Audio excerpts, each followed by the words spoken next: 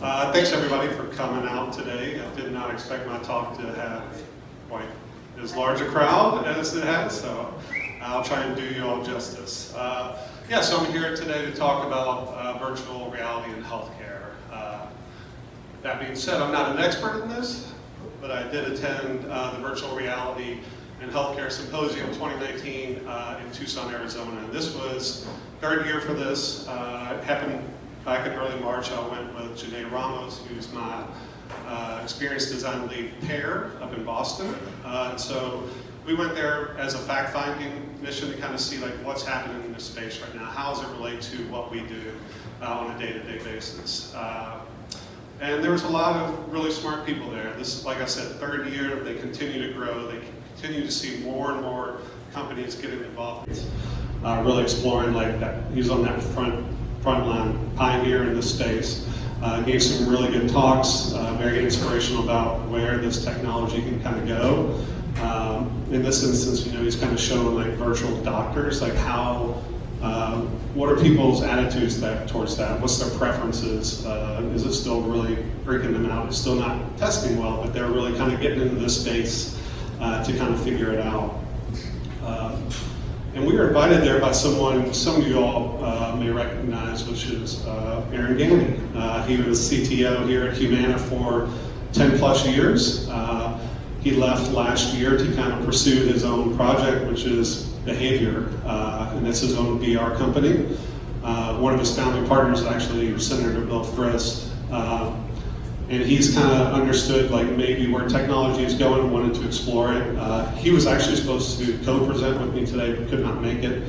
So hopefully we'll have him come back. He's given some talks on this, probably is much more well-versed in the application than a lot of this, but hopefully we'll get Aaron back for a talk. So VR is new, right? I think that's the most common perception. Oculus kind of came out in 2010. You've seen all the other tech players start to introduce hardware. You're starting to see more gaming, but this is not new technology at all. VR kind of emerged from these converging worlds of the military, NASA, telecommunications, and academic research. And so this first actual VR head-mounted display, and you can tell how old it is because this is 1968, what's called the Sword of Damocles. And it was such a heavy device they actually had to mount it above in the ceiling. No one could actually wear all the hardware. And I guess if it fell off, it'd be like the Sword of Damocles and just take your head off. But I'm using video for a lot of this, so you're going to see me jump back and forth to YouTube because I feel like it will do a better job of explaining some of these experiences than I ever could. So, sorry, let me go back. Interesting. Okay, it's not letting me play the video. Give me 1 second. There it is, okay. I missed my spot.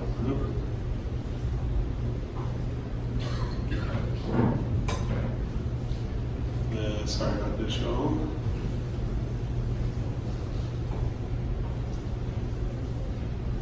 Yeah, right. Awesome. Okay, so we're going to have a little technical difficulties here. So you can kind of see this is Sword of Damocles, and this is actually a little bit more augmented reality. So you can see participant here is actually watching. They can see the physical environment around them. I'm going to try and get it to replay. Nope. Sorry about that. Okay. Should have done a little bit more getting up to speed. Okay, let me get back over here. Okay, so some of this might work. Okay. The next thing, 1970s, was the super cockpit. Okay, this was developed by the military. It's one of the crazier looking VR headsets I've ever seen. But what they were doing was they were using it as a training device. They're projecting computer-generated 3D maps, infrared, radar imagery, avionics, and this was like these first kind of like, how do you use this as a training mechanism? They spent like hundreds of millions of dollars on this. This is kind of like really early prototype. And the next thing you kind of see was this Aspen movie map. This was actually an MIT and DARPA initiative. They kind of worked together on this. And what they wanted to, and the reason this was kind of pivotal is this introducing this first person immersive kind of idea into it, where you'd be able to drive through the city of Aspen, control where you go, look around a little bit with a touch screen. They're actually using laser discs and some pretty heavy-duty computing power to get it to work. But it's this kind of first experience where you begin to see like, hey, you can take people, transport them to a new location, let them have control of their environment. And so it's kind of a pivotal point within the VR development. And then Sega got involved. So this is about 13 years later. They're actually trying to wring a little bit more money out of their 16-bit game consoles, and so they introduced this VR headset that connected up. They never actually introduced it because they were afraid people were actually going to get injured. We've all seen the VR jump scares and people falling. I think they witnessed this in the lab and they're like, we're not putting this out, right? We're going to get sued. It's a cool looking little headset. I'm not sure where they got the inspiration from that for. RoboCop, this is about 4 years before. So, and then the next one was Oculus in 2010. So this is the one most of us are most familiar with. 18-year-old Palmer Luckey, his last name, because his Kickstarter, he raised $2.5 million, probably one of the most successful Kickstarters. Actually never produced the device for the public before Facebook purchased him for $2 billion in 2014. And this kind of really kicked off where we kind of stand in terms of VR as it relates to the way we experience it today. So VR is just for gaming, right? I think that's another common perception, is that VR is primarily a gaming mechanism. And in the research for this, what I'm finding is actually, there's lots of headsets, right? Samsung, HTC, Facebook on Oculus. The hardware is there. What they're really struggling with these days is content. It's very expensive to kind of create content for a VR headset. Also, just the cost of the equipment's a little prohibitive, even though it's come down a little bit. But to have like a cord-free experience requires you to carry, wear like a backpack, batteries. It's just, while it's there, it's still not kind of gone there. And even in 2017, John Riccatello, who's the CEO of Unity. Unity is one of the key pieces of software that people use to develop the environments for VR. Said in 2017, we're entering a gap of disappointment. He thinks it's going to happen. It's just, once again, it's getting the content out there. So who's kind of picking up where gaming is kind of dropping off, and that's healthcare. So about 270 companies right now are creating experiences for the healthcare industry. Large tech players, Samsung, Facebook, HP, and you can kind of see these are some of the companies that were actually at the conference we went to. And the most fascinating thing about this was the fact that this is all going in clinical trials, and clinical trials have been happening for many years. And so they're testing their VR experiences much in the same way someone introducing a pharmaceutical would have to test it. FDA approved, they have to do blind tests, right? And because they're seeing, people are getting into this, VR market's projected to be worth like $35 billion. In 2025, the medical VR and AR will be worth about $5 billion. And there's lots of these companies that are involved in a lot of hospital studies, and you see a lot of children's hospitals represented here because they're starting to see like kids are naturally adaptable to this technology. They're the most vulnerable, and this has the most kind of impact for them. And so we'll kind of go through some of the companies that are doing this, and you're starting to see lots of articles like this where VR in healthcare is really making an impact. And that clinical trial thing is what's most interesting, is because it's measurable, it's quantifiable, provable. And so you see like VR could be your next painkiller, changing healthcare for the best, the way it's transforming medical care. So it has a lot of good applications that are really being proven. And I found this quote off of this, when I was there, this term digital therapeutics kind of came up. And I heard it and I was like, that's really interesting. In Therapeutics, this is a quote off of their site, prescription digital therapeutics are software-based disease treatments designed to directly treat disease, tested for safety and efficacy, evaluated by the FDA, and prescribed by healthcare providers. They're designed and tested much like traditional prescription drugs, with one distinction: rather than swallowing a pill or taking an injection, patients are treated with software. That's really fascinating. And I think it has a lot of applications for us. Like, wow, software can act the same way as medicine can work. A new drug costs $2 billion to develop. It takes about 10 years to get approval. A VR device platform could get FDA approval in like 6 months to 3 years, costs like $200 million. Fraction of that typical drug's development cost. And the one thing, these are like combination therapies. Like, while it has output or like real impact with behavioral, but people realize, let's use these in combination with drugs, right? But if we could get people to maybe not take so many pain medications, like drop that by 20 to 50%, and a digital therapeutic will take up the rest. That's less medicine in somebody's body, less adverse side effects, and less cost for them and a company like ourselves. So I kind of misrepresented or maybe mistitled this, because what I should have called this was like software as medicine, because this is what the VR space is kind of doing right now as it relates. Like, how can we positively impact people's health using hardware and software? It's really interesting. So how is this manifesting right now? Like, what are the use cases for this? And these are just some of the ones, like behavioral therapy. This is treating people with anxiety disorders, PTSD, traumatic brain injury, addictions, that's a big one. Autism as well. There's skills and empathy training. So using this to help people understand like a lived experience for somebody. Like, what's it like put me in somebody's shoes.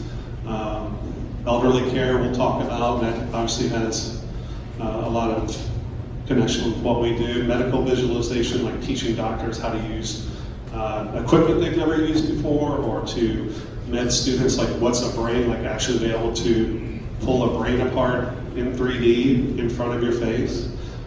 Pain management is a massive focus for this healthcare VR because it's so effective. Cedars-Sinai released a study back in last March involving about 100 hospitalized patients, and they found that those who watched calming videos on a VR headset reported a 24% drop in pain scores. And they're actually able to validate this. I mean, they can brain scan someone, they can watch how their brain reacts, and see that it's actually being modified. You're not just distracting them, you're actually impacting the pain centers in the brain with this. And then preoperative procedures are really important. There's, you take a kid who's sick and tell them they're going to have heart surgery, or they're going to have, someone's going to take, a knife and cut into them. There's kids who are adamantly opposed, they will not go. And so if you can kind of walk them through the procedure, like put on a headset, let's kind of go, and here's where you're going to go. You're going to go into the into a surgical suite. Here's some of the nurses. Here's what's going to happen. And it's actually allowed them to kind of reduce their anxiety about it, be okay with it, and really kind of like consent to the procedure with a little bit greater peace of mind. Okay, so I'm going to kind of go through, there are obviously a bunch of companies who are there, but I'm going to kind of talk through a couple that have a little bit greater connection or relative connection to us. And one of them was a company called Embodied Labs. It was founded by Carrie Shaw in 2017. And she got into this when her mom developed early onset Alzheimer's. She was 19 when this happened. And she really started to just wonder what it was like for her mom to kind of go through this. Like, how do I, she was watching it from afar, and she really began to think about, like, how can I get into the headset of my mom? We'll hold for a second while I try and get this video to play, because she's going to do a better job of explaining it than I will. 10 years ago, my mom was diagnosed with early onset Alzheimer's disease. And about 5 years later, I was living at home with her and hiring some of the first home health aides to help her around the house. She also happened to have this left visual field deficit along with her cognitive impairment. I really struggled to explain in words what a left visual field deficit meant. And that's when I created these goggles. I said, here, just put these on. And her caregivers could immediately understand that they needed to protect this side of her body, and if they were going to approach my mom, it should be from her right. And that's when I saw that with this one simple tool of visualizing someone else's perspective, I could see care improve for my mom. I wondered, what if we could simulate more than just one visual impairment and actually recreate the perspective of somebody living with Alzheimer's disease?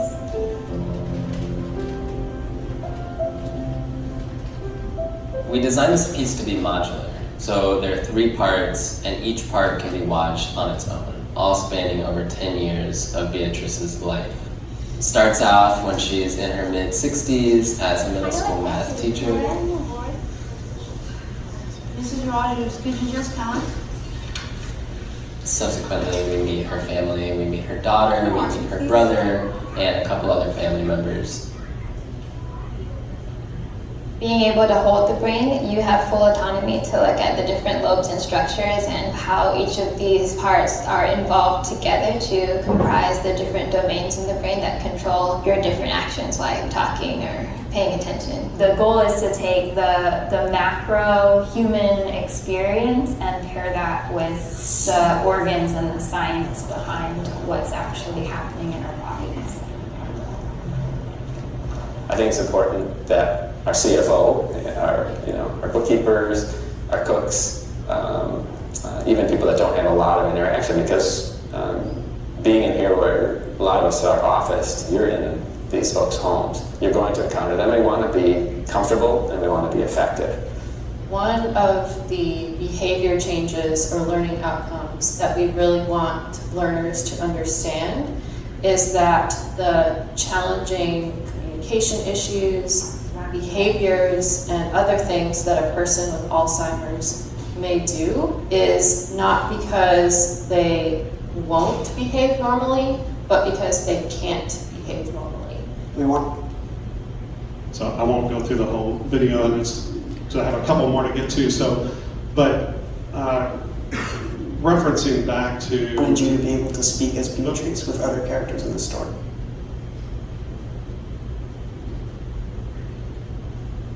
what Embodied Labs, their main thing is empathy training, right? They want people, and this is really key to the way we work, like you have to be there, like engineers are in our user testing, so they understand the software that they're building, how it actually impacts people. And so what they use, they're trying to train home health aid workers, they're also showing it to, the loved ones and people who are going to this to kind of give them a sense like what's it like macular degeneration in your eyes, like what's it like to have like a black spot in front of both of your eyes, like how does that impact your life? And they also use it for skills, just so home health aid workers know what they're doing. It helps with retention. The home health aid industry has massive turnover, and so like companies can use this to, when they hire someone, to make them feel like they are learning, that they are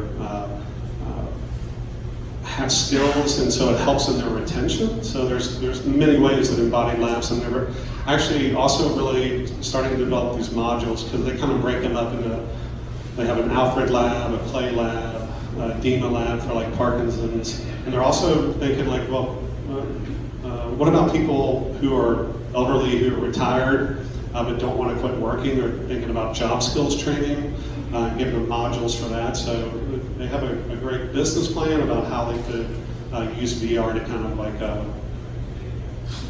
train up people. Next one is Rendeavor. And this company really targets nursing facilities, people who are usually frequently lack mobility, can't attend weddings, they're stuck within their home. And so what they'll do is they'll come in, they'll connect, they'll bring a whole group of people in a nursing facility, hook them all up to one central system, and they'll take them to like Rome, they'll take them to a concert. And those are all really, cool things, but I think what is, the most fascinating is they also allow them to go back home to places where they used to live. We watched a video of a gentleman who'd grown up in Sweden. He took his friends back to the beach that he used to play on as a teenager. And you're going to see in this video a pretty impactful experience.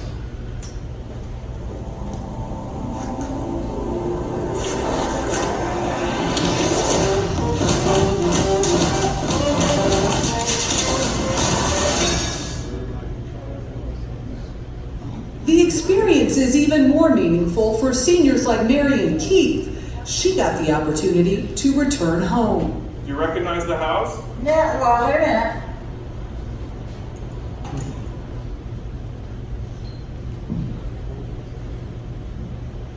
I'm really sorry for these technical difficulties, y'all.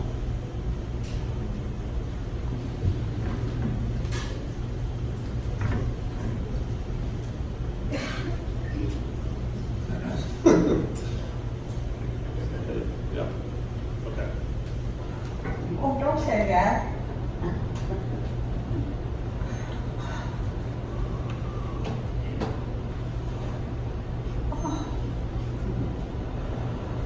That's the only area in the world. You touched off her emotion. She felt something. Absolutely, and other people in the room felt it. And those are extremely powerful moments that a 2D picture just won't provide. Oh, Nanny, look away. Who did this? In a follow-up interview, we asked Keith about her experience, but she struggled to take us back to that precise moment. But what does that tell you is happening? It's a spark. Without us bringing her there, she wouldn't have had those memories. She wouldn't have remembered the neighborhood that she walked in and the fact that her husband worked on the back of her house. Virtual reality allows us to really spark that new memory. Thank you. Good spot. Thank you. Nothing. Yeah. Pretty awesome. So, this really deals, we had Bold Bill here talking a few weeks ago of social isolation. People go to these homes, it's not their friends. And they can do these shared experiences. People count on shared experiences to kind of like build bonds. And so, Rendeavor and these guys are killing it. They're very popular. They're doing this all over, and they're really having an impact.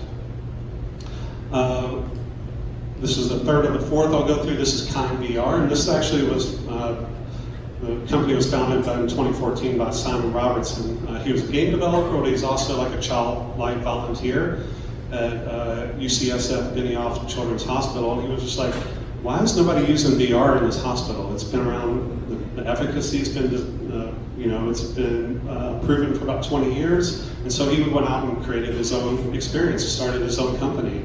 And they are the ones, they're in about 8 clinical trials across the country with St. Jude's, and they kind of create these experiences to help with pain and stress, actually with medical procedures that children have to go to. They're very focused on kids. When a child, and you're going to see this, when a child, especially undergoing cancer, has like a mediport, when they have to clean that, there's a special, they want the kids kind of like heads up like this. So Simon actually created an experience where they're at the bottom of the ocean and they have to like stare up the entire time and count like fish or boats. And so it assists the nurse in getting their head in the right position. They don't notice all the nurse messing around up here, and it just kind of helps that whole experience. And you'll see this video here from this awesome.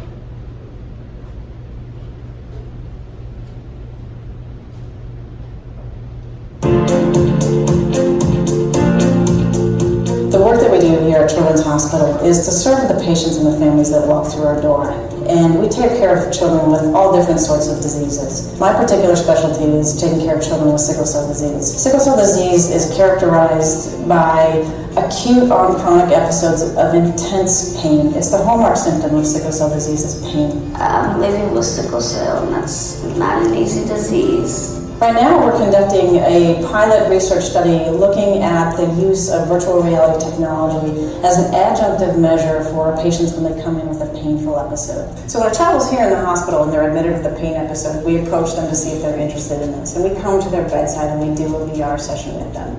They give me a call, and I show up with headset and software for them, and I meet them at the bedside, and they get to do a underwater experience where they put the goggles on. It makes them feel like we're in the ocean, scuba diving. It's very gentle and safe, and kids and patients get to interact with whales and dolphins, and basically get to have an escape from their hospital experience. It's really an amazing experience because you're wearing this headset and you're looking around and you're looking up towards the top of the ocean, or you're looking down towards the bottom and you're seeing a sunken treasure. So it's very much an interactive experience for them and an immersive one, both from a visual and an auditory standpoint. Hi! It's not like your typical video game. It's soothing. It takes away all negativity and whoops its butt. Universally, the kids have loved this. They ask for it every time they come back in. They say, hey, can we have the VR guy come back? So number one, they're definitely loving it. And number two, some of the preliminary results that we are seeing do indicate that it in fact is having an impact on their experience of pain. So we're really encouraged. I've watched patients who can barely sit up and say hello to me, put on the headset and feel energized and confident and able to move around, and it's amazing to see that effect. I think that virtual reality technology has the potential to transform pain management, truthfully transform it in a way that allows patients another tool in their armamentarium in addition to medications. Medications come with a whole host of side effects that are unfavorable and undesirable. VR does not. It just calms you down. It just calms your body down. It's like a medicine that you don't have to swallow. So, medicine you don't have to swallow. Cool girl and great work that they're doing. And the whole pain management, I mean, it's a math. Like I said, many companies are kind of like really involved in this because it's proven to be so effective. And the last one I'll talk to is this VR Health Group. And they're actually more on the rehabilitation side of this, so in terms of helping people rehab from surgeries or from any other unfortunate accident they've had. And a little bit different kind of take that they have is they actually have data analytics that they can feed back to the doctor, so they can give a VR headset to someone who's supposed to do physical therapy, and since they have the two paddles that they hold, they can measure back and forth. They can actually quantifiably see like how much better is the rotation in their arm or their shoulder, like are they doing it on a regular basis like they're supposed to. And so they've developed, if you go onto their XR.health site, you can kind of see like how many different modules, and they're all games. I mean, they're pretty, this is a very short video.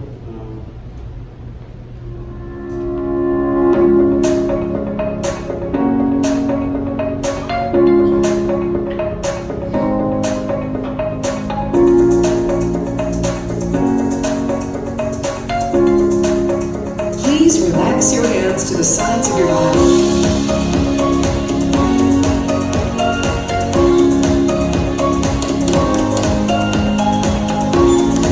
Well done.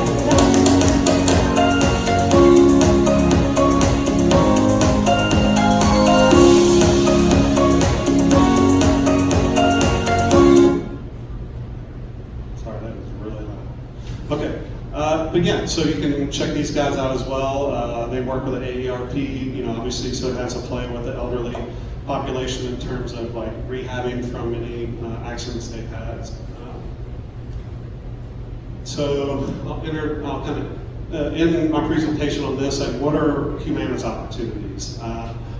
Well, here at XC, we haven't worked on any VR projects, but considering our play with what we're doing with Kindred, with home health. We're the largest home health organization now in the country. So training, like helping them, our home health aides, get the training they need, help them build the empathy that they need to really be effective human beings. And then obviously the skills, job retention, talent retention.